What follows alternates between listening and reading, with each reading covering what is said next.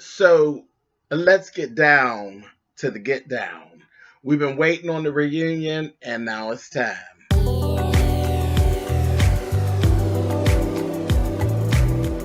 And I'm like, come on through, Cookie. I'm going up on my soapbox. That's basically it. Let's talk about drag in all its forms.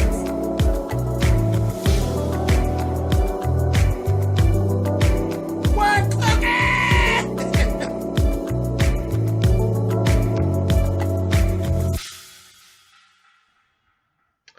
Hey guys, thanks so much for clicking on the video. This is my review, and I know it's late. I love you guys, and thank you so much for being patient with me.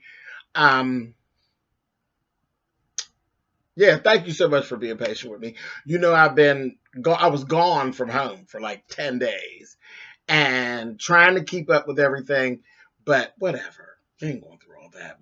I did meet and greet and all of that stuff, but anyway, I was late. But like I told my boo on Twitter, I'll be worth the wait like Janet Jackson, honey. I got some things to say. And speaking of, I'm going to go on and give him a shout out. He is actually on Twitter, and I know his real name, but I'm not going to give that to you all.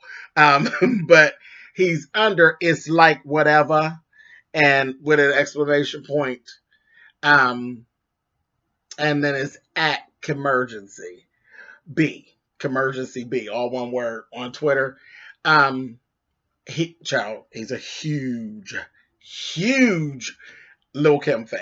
Okay, he rides for Lil' Kim, and yeah, girls, y'all go ahead on over there and see him, baby. He's a looker, and that's the funniest thing. See, I'm soapboxing already, and we haven't even got started.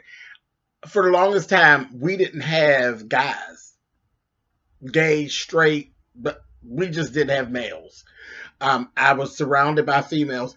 All of a sudden, there's this wave, and now, girl, all the cute boys are over here following and hanging out with us, honey. So, yeah, y'all go on over there and take a look at him, baby. He's good, honey. Y'all go check him out, honey. But anyway, he's a ride or die for Lil' Kim, and he cheerleads like hell for James Colwell. So, shout out to you, boo. He tweets all my stuff. But he was like, where is the day in review? But here we go. Come on, y'all. Real Housewives of Potomac, Season 3, Part 1 of the reunion. First things first,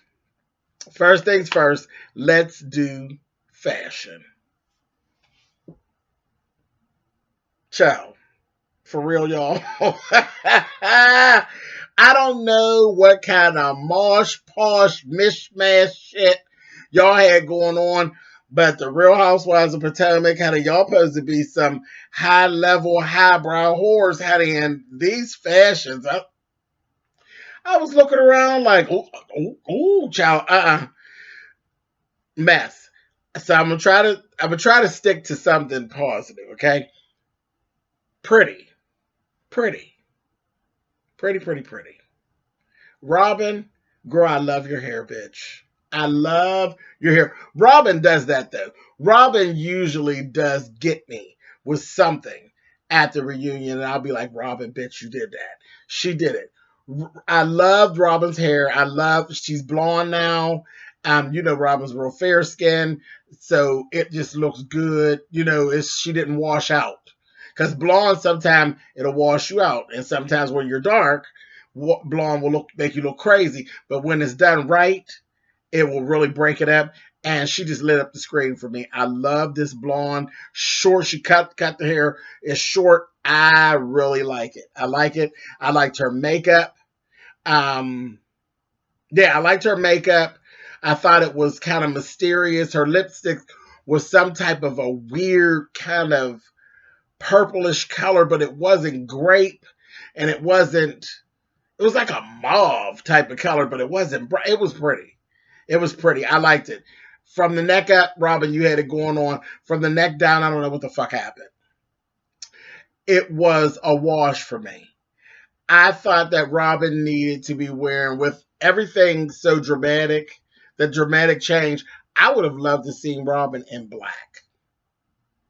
Just in black. It didn't have to be all, nothing spectacular and amazing, but I would have just lived for seeing her in something beaded and something black.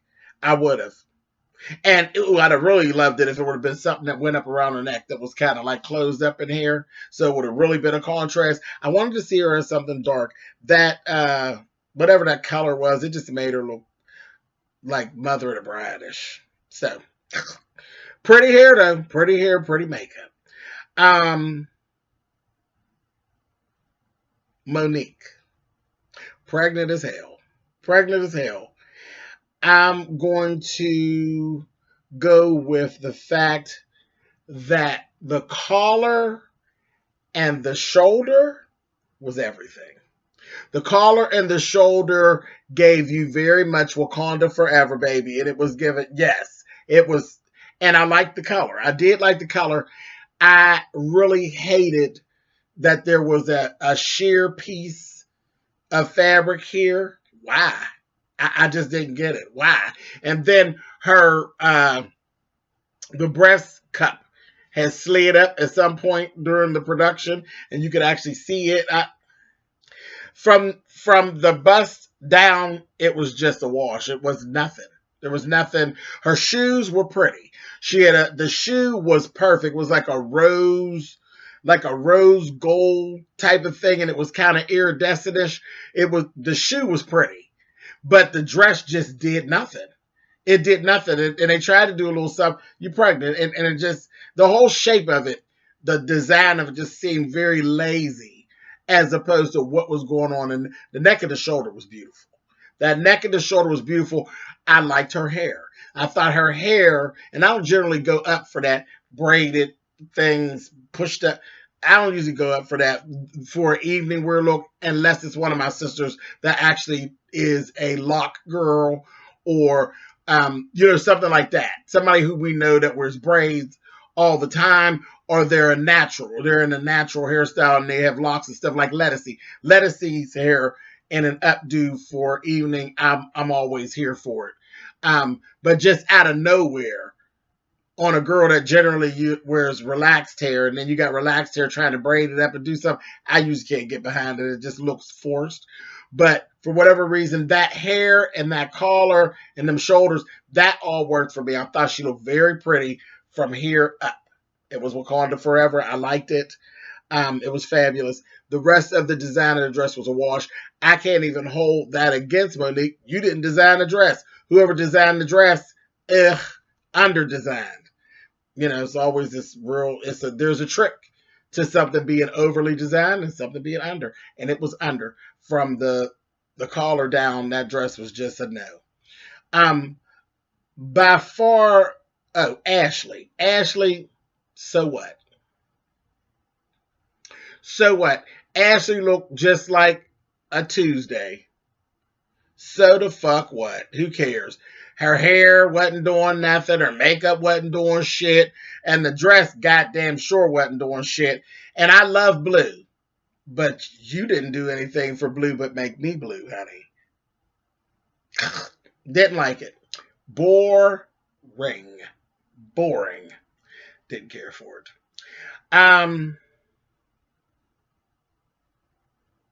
Who else? Giselle. No, ma'am. No, ma'am. No, ma'am. No, ma'am. Now, I'll give you this. For a change, your ponytail was neat. It was neat. It was put in. They executed the hairstyle. It was neat. Your edges and things were snatchments that you were permed, relaxed to perfection. So you were snatched and your ponytail was done it was done well. It was neat. But nobody cared about it. It just was a ponytail. It was, yeah. I mean, it was just a I Dream of Janie ponytail, no real big deal. It was cool. Who cares?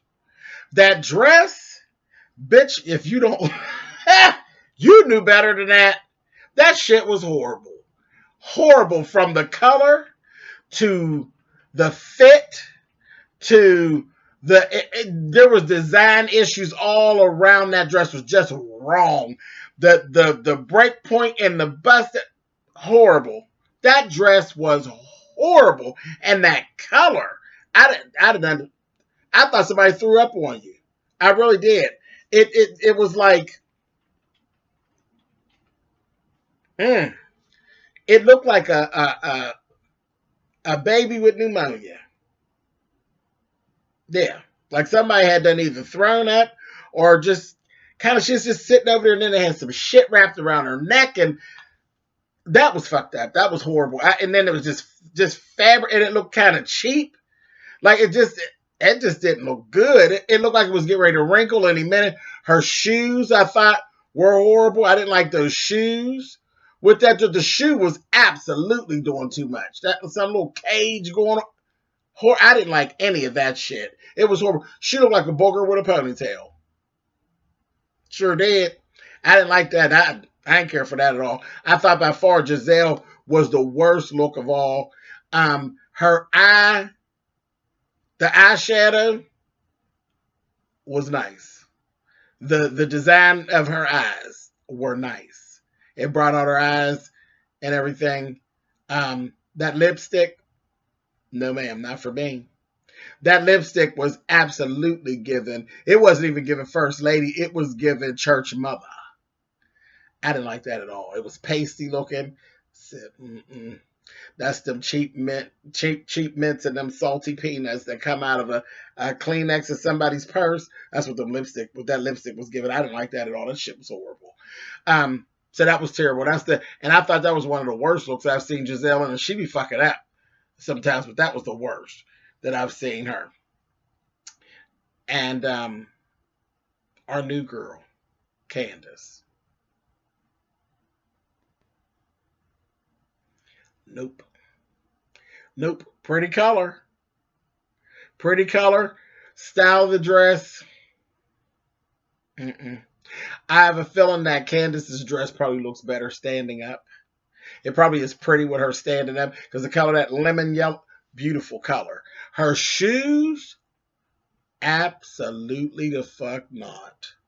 Absolutely not. When I looked at them shoes, the first thing I thought was, because that's what it reminded me of, a goddamn witch. Remember the witch back in the cartoons that would get on the broom, honey, and laugh and take off, and there'd be bobby pins behind her spinning in the air? That's what them shoes was giving me. I said, girl, where she get them motherfuckers at? Horrible. I didn't like none of that old shit either. But I have a feeling that the dress itself would probably look better while she was standing up or in movement. And she's a really small girl. She's small. I'm gonna tell you, and y'all write this down on the books because y'all know I don't really care for this heifer. But I'm gonna tell you who could have pulled off Candace's dress better than Candace. Motherfucking Kenya Moore. Kenya Moore would have slayed that dress. Sitting, standing, moving, and all. Kenya Moore would have filled it out. Them titties and everything. Kenya Moore would have slayed Candace's dress. Yeah. Kenya Moore. That damn Kenya. Yes, she would have. Kenya Moore would have brought Candace's dress to life and turned Bravo out. But on Candace, it just didn't work. It didn't work for me. And maybe it's an age thing. It could be a lot of different things. It just didn't work. But goddamn it, I believe if you put it on Kenya Moore, it would give it all new life. I'm going to leave that right on there. See, I said something nice about Kenya. I'll put that, Kenya, put it on y'all's calendar. Because I don't do Kenya. But, well, that bitch do wear a dress out there. But I think that would work on Kenya. It didn't work on Candace. Okay, so let's move on over here to our last person I left. Y'all know I left the Crypt Keeper for last. Miss Karen. Hey, Miss Karen. You old lying bitch. Girl, your ass was sharp as a goddamn tack, Miss Karen. Yes, you. Karen's motherfucking hair was everything. Karen came in there and was ready for y'all's ass. She came in there. Karen Huger looked like a living Bob Mackie Barbie. She really did. The grandma version tore it up. I thought Karen looked absolutely beautiful. She really did. She looked pretty. Her hair was flawless. The color, the cut, the way it framed her face. Baby, that wig was everything on Karen. Everything on Karen. It worked for her. Even with age, everything about what Karen had going on. You needed a woman of a certain age and maturity to be able to pull off that dress. You definitely did. To pull it off, to make it, because on the wrong person, if you put that dress on Ashley, she would have looked like she's going to the prom. But when you put it on Karen, it gave it a whole, yes, bitch. Karen took it to a whole place that it needed to be. It was beautiful. The color, everything. The fit was on. She looked good even sitting in it.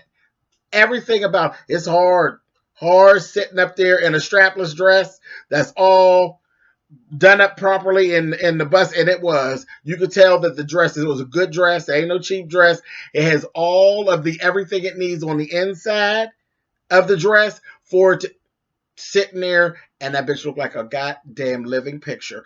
Karen Huger was cleaner than a motherfucker. She really was. I thought she looked absolutely gorgeous. She really did.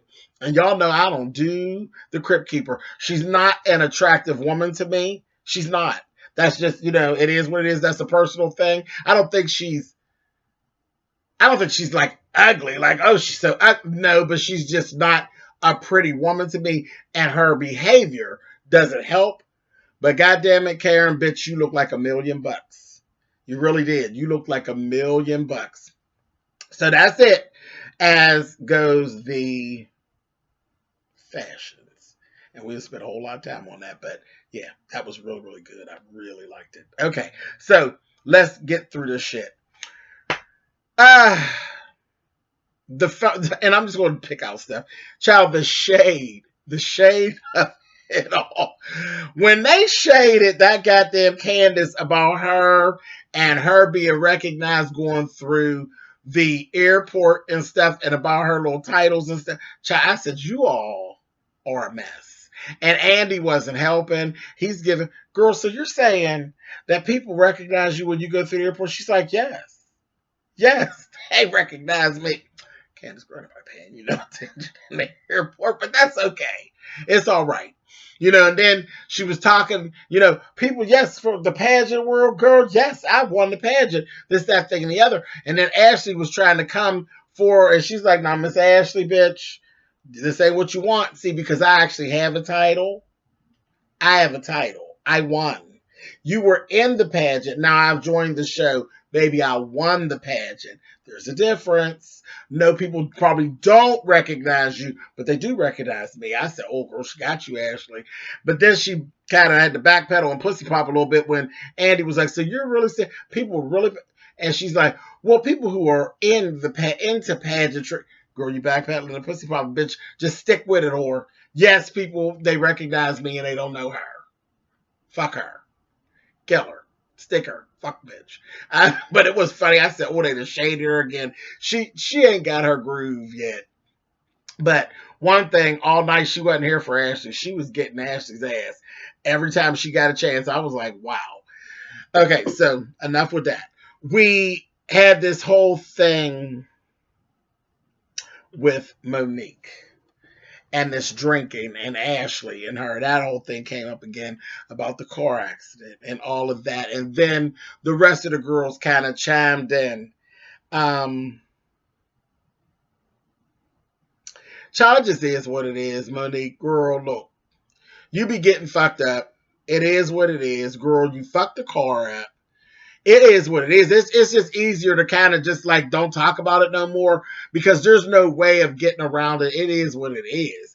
You be getting fucked up. You be drinking and you got drunk and you fucked up the car. No, Ashley didn't have to bring it up, but that's what Ashley does. Ashley's a raggedy bitch. That's what she does. She deflects from her bullshit of her own, and she tries to make other people look bad. And that's just kind of what she does. And that's that. Now, Monique, I will tell you this. There is a few things that kind of, I'm always on the fence with Monique, but there's a few things that were really wearing me out that's saying, I'm leaning toward not really caring for you, Monique, because you got some bullshit running. That whole thing with Monique clowning and playing those games that she don't understand about the fan page and all of that, and Robin and how the brother had his little ass on there saying little fucked up shit about Monique, stop. Stop playing. Stop playing because you're not that stupid and you're not that fucking slow. You're not that slow. Bitch, you liked the things that were being said about the ladies on that blog. You liked it. You liked it. You got life off of it. Your brother was saying all the shit that you would have liked to have said. And nobody's crazy and nobody's buying in that you don't get it. Now, I will say this, all that old bullshit about them and the not for lazy moms thing, and they all had such an issue about the title of her website. Who fucking cares? Who cares? Who cares? And when it comes to Giselle, no matter what you do, she ain't gonna like it because she don't fucking like you. And that's all too. We ain't got to spend a whole lot of time on it. Giselle does not like you. She don't like you. No, in the beginning, she didn't really have a reason not to like you. But bitch, when you brought that little Kindle thing into it, why would she like you? You were deep down and dirty. Deep down and dirty. And it wasn't just you and stinking ass Sharice. So, you should never expect for you and Giselle to have an actual friendship at all. And if I was Giselle, I wouldn't even fake it with you. We wouldn't be having no friendship. I didn't like you in the beginning, whether that was right, wrong, or indifferent. And then you brought that whole Kindle thing, and bitch, I'll never like you. And that you could just write that in your goddamn journal. I would never like you. So, and I don't. Monique ain't one of my favorites. Not at all. I think you shady, and then you try to hide behind other little stuff, and ain't nobody got time for that. Ain't nobody got time for it. The whole thing with her and Robin in the events, who even cares? Who even cares? That was all just a whole. I don't even know why that even became a whole conversation. Let me tell you something, Robin. Karen really doesn't care for you. She fucking told you. She sat right there on that couch, and you made a reference about her lying and all of that stuff. And she said blatantly, what do you mean? Juan thought I was lying. Juan, the one that I like better than I like you? I said, oh, I know y'all caught that. I know y'all heard that. Bitch, you just sat there and told her that you don't like her. Anytime you tell a bitch I like your husband better than I like you, and you don't even spend time with her and the husband, that's a nice way of, bitch, I don't care for you, bitch. Period. Then they got Robin's ass together about being a lapdog for Giselle. Robin, you're sitting there looking stupid. You are a lapdog for Giselle. It is what it is. Whatever. Just tell them that you're happy with being that and fuck it. But you are. Every time somebody says something to Robin, to Giselle, you jumped in there like you've been eating Giselle's pussy. You really did. That's how it actually came across. Now, I don't know if you've ever had your face in her sugar walls, honey, but it sure sounds like you had a little sugar on your upper lip, darling. Sweet tooth? I'm just asking. Anyway, so that was just a mess. Giselle, you lying, bitch. You lying. When you sat up there and said that that whole thing with the t-shirt for Karen, well, the whole thing of having a press conference was silly. So me putting the t-shirt on, I was being silly. No, Giselle, you weren't being silly, bitch. You were being vicious, and you knew you were being vicious. So don't do that. Don't do that. You weren't being silly. That's a lie. That's some of them say. But see, you and Karen are actually friends. Y'all tell some of the same lies. Y'all just be lying. And the thing that's so bad about y'all lies is that shit's so outrageous. And then you feel as though somebody's supposed to really buy in and believe that shit you're saying. That's the offensive part. You two bitches are liars. Complete liars. And y'all are both shady. Completely shady. So you all shading each other is what it is. Oh, Andy, you shady queen. Andy, when Andy went at Robin and told her, well, I don't want to burst your bubble or anything like that. But the whole thing about the medium and his validity, she's like, he could have very well Googled you and told you those things that he said. I said, oh, Andy, you shady motherfucker. That was so shady. And Robin was like looking at him because Robin wanted to believe whatever that was that the medium said. She wanted to believe that, Andy, you shut your goddamn trap. Shut your goddamn dick sucker, Andy, and you let Robin live in whatever that is she wants to live in, because what we know of Robin is that Robin lives. She lives in an alternative domain that nobody is there but her and Juan. And things are whatever they say that they are. So you let her have that and you shut your dick sucker, Andy. Bravo, Andy. God damn it. Leave her alone. Shady ass queen. I said, oh my God. That was terrible. But anyway, so we had that whole thing go on. Okay. Now, when they got around to Karen and they were going through,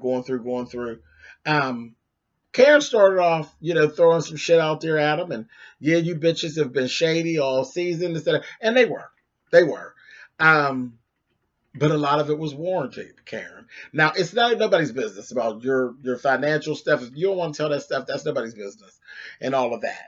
But you were just coming with all these lies, and they were questioning the lies. You can't be telling outrageous lies and then get mad at somebody for not believing the fucking outrageous lie. You can't do it. So she was holding around and she was throwing some dirt around pretty good. Now, what we found out during the reunion is that both Karen's parents are gone. And her father, literally, the funeral was the Thursday before. And I think this was like a Tuesday that they had filmed. So it was like less than a week. So she was holding on pretty good and playing the game pretty good. But then Andy said the wrong thing and said something about the funeral. And in the midst of her battling, you could just see shit turned left. And it got right up underneath her. And at that point, I was like, oh my God. As much as I grit my teeth with Karen and I want to just throw something at Karen and at the television, I just couldn't do it. I couldn't do it. When she got up and she was like, I can't do it. They want to talk about daddy. I can't do it. She got up. When I looked around again, I found myself completely in tears. Completely in tears. I'm like, oh God, I can't believe this. And this is Karen. Y'all know I don't do Karen. But it was just horrible. Like it was it was like somebody just dumped a whole thing of bricks on her. And it was like the one statement about something about her father and something, and it wasn't anything that anybody said maliciously. It was just like, we know that you just buried your father and it's that thing. And it was like, fuck everything else that was going on. It just shifted the whole energy in the whole room, and a ton of bricks fell on top of Karen. And I was just like, oh my gosh. And we got to actually see a piece of the real Karen Huger. And I could do nothing but weep for her. I felt so bad for Karen in that moment. I was like, I'm done. Like literally I was writing notes and fuck this shit. None of this shit matters when real life actually takes place. And it happens every now and again with reality TV where I'm watching and it could be a person I can't stand and some shit go down and just everything, all the feelings I have for them just go out the window. And that was one of those times. All the feelings I have about the lies that Karen tells and the way she carries on and all, it all went out the window. Damn all of that. I felt so bad for that woman in that moment. And she got up and she walked off stage. And for me, she was still holding it together at that point. At that point, I gave her title of Grand Dame. Because, girl, I would excuse you if you fell out there on that floor. But she stayed, she pulled herself up and she just wasn't going to have that whole breakdown right there on camera like that. And she walked on off, but they followed her with the cameras. Giselle did what I did and said, fuck this shit. Giselle got up and she was done being Giselle, the character that we know from the show. All the shit that I felt about Giselle went out the window. And we got to see a glimpse of the real Giselle and who the real Giselle was and who she possibly was at the time when she used to be the first lady, Giselle. She went back there and I got a whole new piece of liking for Giselle.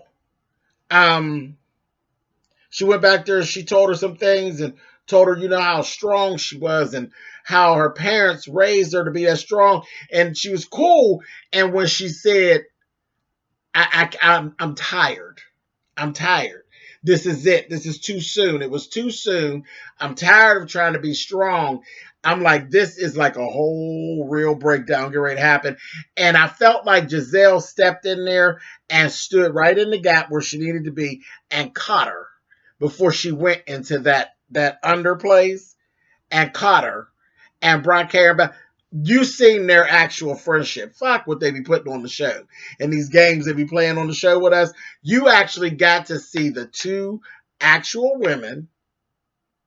And you got to see the dynamic of their actual friendship. Beside, less all the bullshit.